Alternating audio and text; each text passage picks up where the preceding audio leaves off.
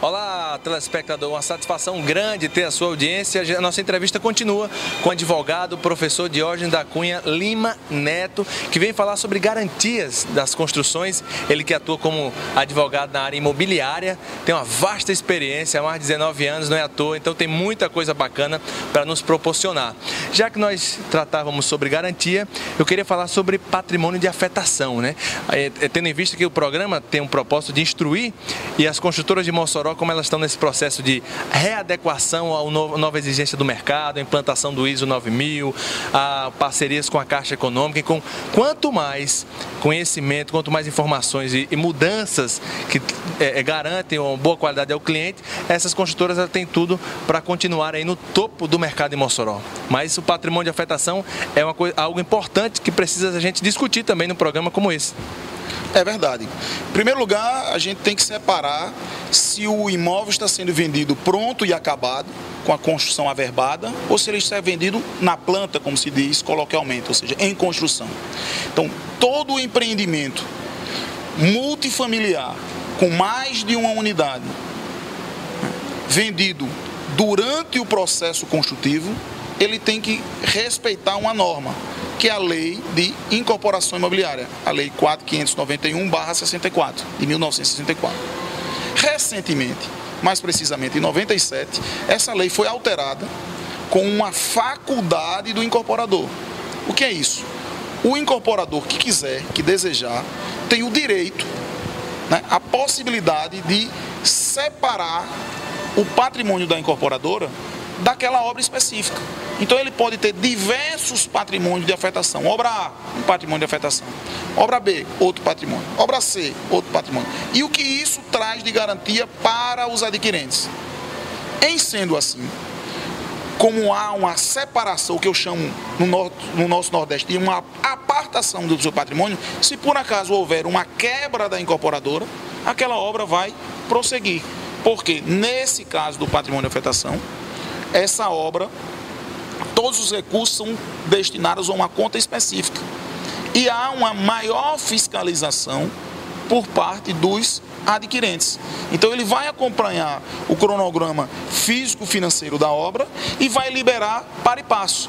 Então, não é uma exigência, é uma maior garantia. Você falou aqui também que hoje nós temos o maior financiamento da Caixa Econômica Federal. Quando houver este financiamento da Caixa Econômica Federal, já há uma fiscalização por parte da Caixa. Eu acho que o recipiente exigiu o patrimônio de afetação.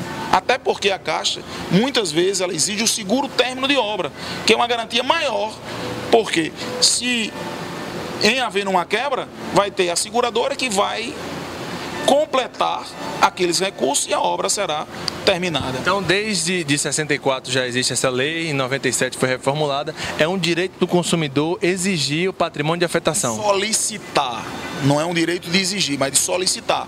Aquela empresa que achar que é possível ela desmisturar o seu caixa e ter um caixa para cada obra, ela pode fazer o patrimônio de afetação.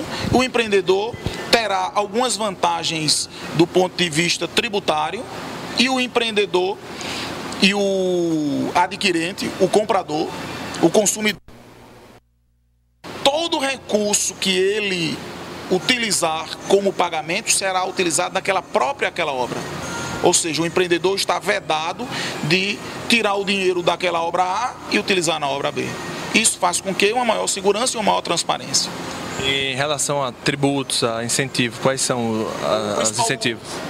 O principal argumento desta norma é que ele fixa em 7%, o pagamento de tributo fixo. Ou seja, o empreendedor já sabe que ele vai pagar 7% e vai estar cumprido com essa norma. Não sabemos como é que vai ser com o caso que houve uma redução por conta do programa do Minha Casa Minha Vida. Não houve uma reformulação do Minha Casa Minha Vida, mas como disse, a maior garantia do mutuário com o sistema financeiro via Caixa Econômica Federal é o seguro término de obra, então ele não precisaria do patrimônio de afetação.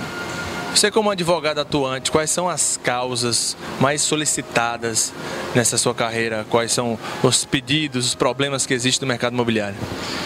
Infelizmente, eu acho que o maior problema do mercado imobiliário é a desinformação dos consumidores. Eu acho muito importante um programa como o seu que venha esclarecer, né, muitas dúvidas por parte do consumidor. Eu acho que se o consumidor conhecesse mais as normas, mais os seus direitos, ele correria menos riscos. Então, né, provavelmente em Natal, em Mossoró e outras cidades, existem muitas obras lançadas sem o registro do memorial de incorporação.